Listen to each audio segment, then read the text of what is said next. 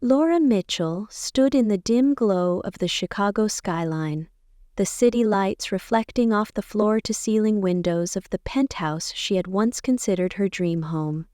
The soft hum of traffic below was a stark contrast to the sharp, mocking tone of her husband, Ethan Carter, as he leaned against the marble kitchen counter, sipping his whiskey with a self-satisfied smirk. "Come on, Laura! Don't make this dramatic," he scoffed, his voice laced with condescension. "You had to know this was coming." She didn't respond, her fingers tightening around the photo album she had spent weeks curating, an artifact of their 15 years of marriage, now reduced to a meaningless collection of paper and ink in Ethan's eyes. He flipped through the pages carelessly, bending the corners, laughing under his breath. "I mean, really? A scrapbook? This is what you've been doing while I've been, well, busy?" His chuckle sent a wave of cold fury through Laura, but she kept her expression calm. This night wasn't going as Ethan expected. Ethan placed his glass down and stretched, clearly eager to leave. "Since we're being honest, I might as well say it outright. I've been seeing Sophie," he announced, his voice casual, as if he were discussing the weather. "She's young, ambitious, everything you used to be." He gestured toward the packed suitcase by the door. "I'm leaving tonight. We'll be staying at the Grand Lexington until we find our own place." "Don't make this harder than it needs to be, Laura." Laura took a slow breath, steadying her trembling hands. She had suspected the affair for months. The late nights, the mysterious business trips, the faint trace of expensive perfume that wasn't hers. But she had remained quiet, biding her time, waiting for the right moment. That moment had arrived. A bitter smile played on her lips as she stepped forward, smoothing the fabric of the emerald green dress Ethan always said made her look old. She reached for the photo album, pulling it from his grasp. "You're right about one thing," she said evenly, looking him straight in the eye. "This evening isn't going as planned." Ethan raised an eyebrow, his smirk faltering slightly. Laura had a secret, and, in just a few minutes, his entire world would come crashing down. Ethan let out an amused huff, crossing his arms as he leaned back against the counter. "Oh, please," he said, his voice dripping with arrogance. "What, are you going to beg me to stay, cry about how much I mean to you? Laura, let's be adults about this." He gestured dismissively, his gaze flicking toward his phone as it buzzed again, no doubt Sophie, impatiently waiting at the Grand Lexington Hotel. "Look, you'll get your share of the assets. A nice settlement. Maybe even keep the penthouse, if you play nice. No need to turn this into some pathetic scene." Laura studied him for a moment, her heart steady. He still thought he held all the power. He thought she would fight for scraps from their life together, desperate to hold on to something, onto him. But he was wrong. Slowly, she flipped open the photo album, running her fingers over the carefully arranged pages. Nestled between the pictures of anniversaries and vacations was something far more valuable than sentiment. With deliberate slowness, she slid a crisp, official-looking document from between the photographs. Ethan's smirk faltered. "What's that?" he asked, his cocky demeanor cracking just slightly. Laura met his gaze and smiled. "Oh, just something I thought you should see before you go." She unfolded the letter and laid it on the counter, letting the golden seal of the Illinois State Lottery Commission catch the light. Ethan's eyes flicked over the bold black numbers, his brows furrowing. $95 million. Silence stretched between them. Ethan's lips parted slightly, as if struggling to process what he was seeing. He let out a short laugh, though it lacked its usual confidence. "This is a joke?" Laura shook her head. "It's very real. And here's the best part, Ethan." She leaned in slightly, savoring the moment. "Lottery winnings are considered separate property in Illinois. That means you," she pointed at him, "get nothing." His entire posture stiffened. "That can't be right," he muttered, grabbing the paper, as if he could change the words just by holding it. His fingers gripped the edges, his breath coming quicker now. You wouldn't keep this from me. We're still married, for God's sake. Laura shrugged. Yes, but I've already met with Martha Reynolds, my financial advisor. Everything has been secured. Investments, trusts, accounts, all in my name.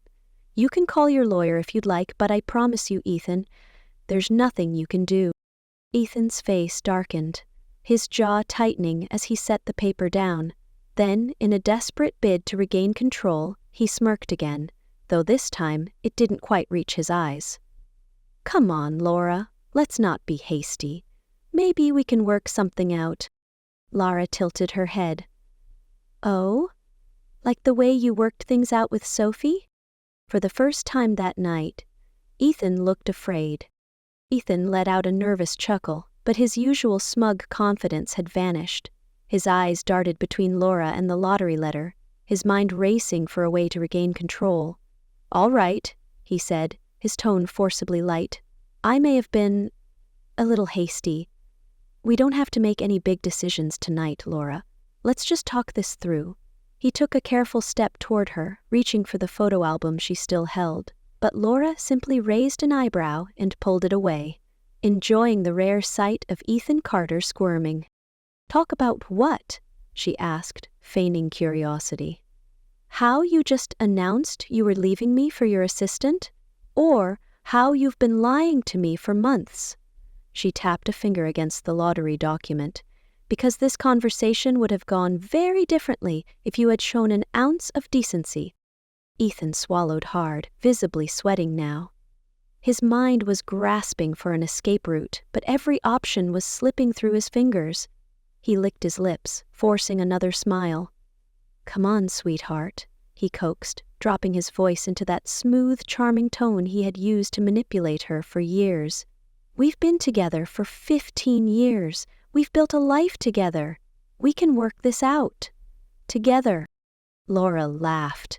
A real, genuine laugh that cut through the room like a blade. Together, she repeated, shaking her head.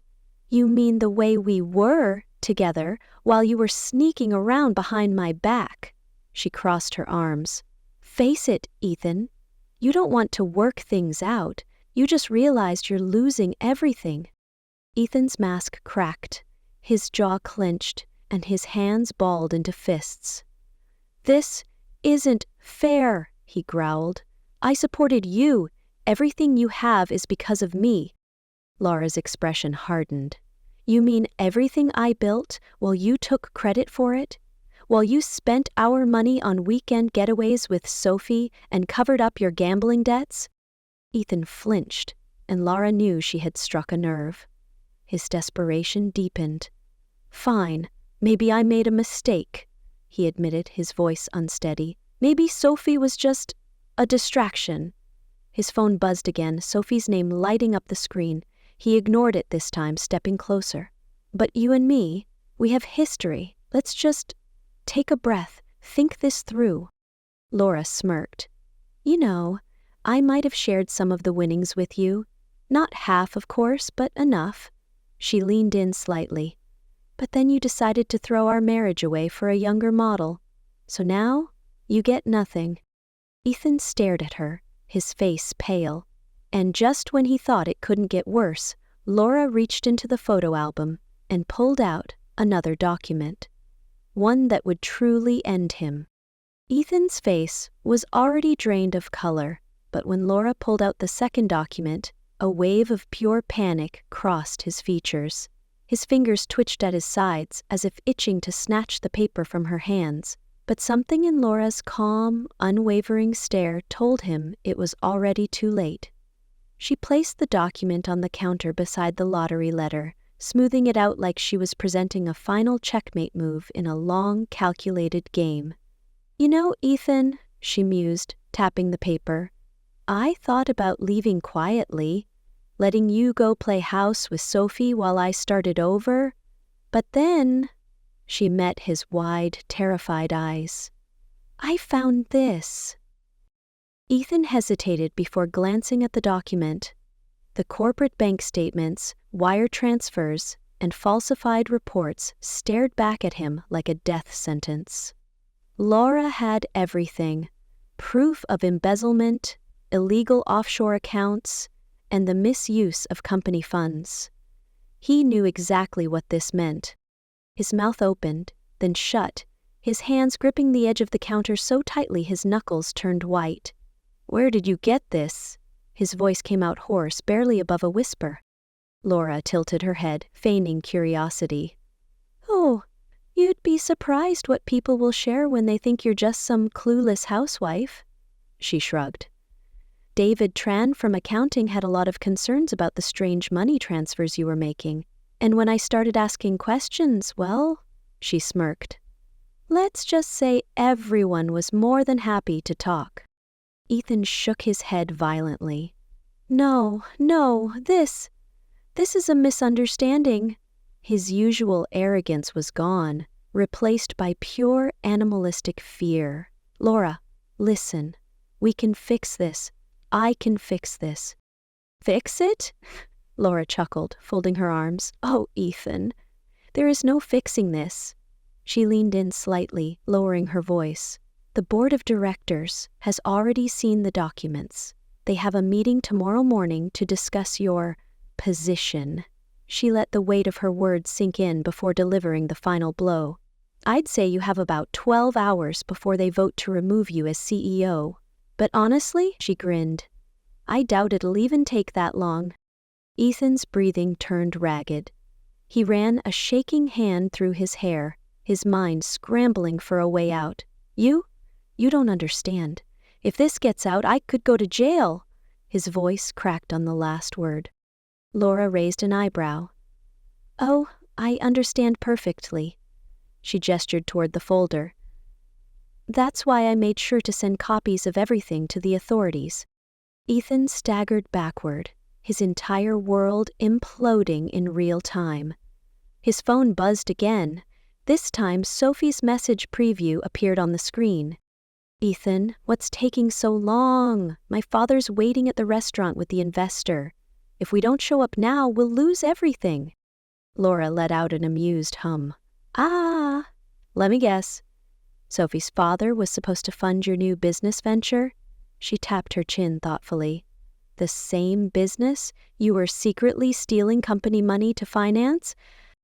Ethan let out a strangled gasp, realization slamming into him.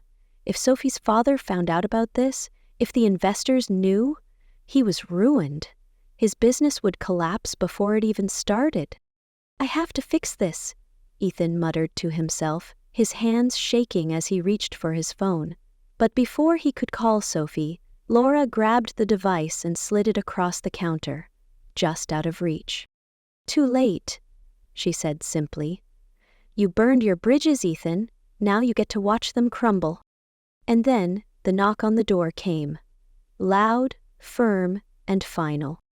The sharp knock at the door echoed through the penthouse, slicing through the thick silence that had settled over the room.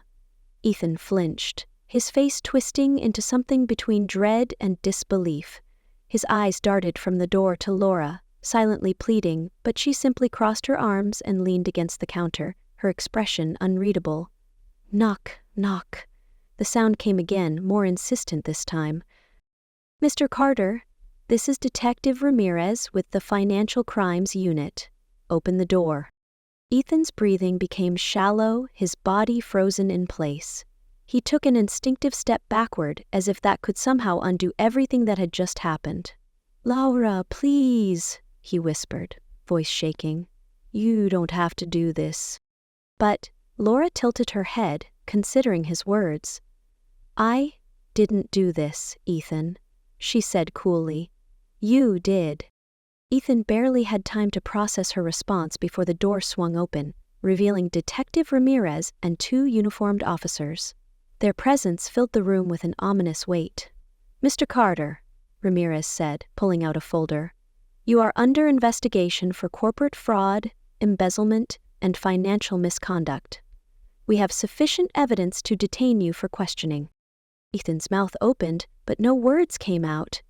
Everything was crumbling around him, and for the first time in his life, he had no way to manipulate, lie, or bribe his way out. His phone buzzed violently in his pocket. Sophie, no doubt. But he didn't dare answer, not now. One of the officers stepped forward. "Sir, we're going to need you to come with us." Ethan's entire body sagged, his arrogance replaced with utter defeat. As the officers moved to cuff him, he whirled back toward Laura one last time, desperate for a lifeline. "You're making a mistake," he sputtered. "You'll regret this, Laura. We could have worked things out." But Laura simply smiled. A slow, satisfied smile.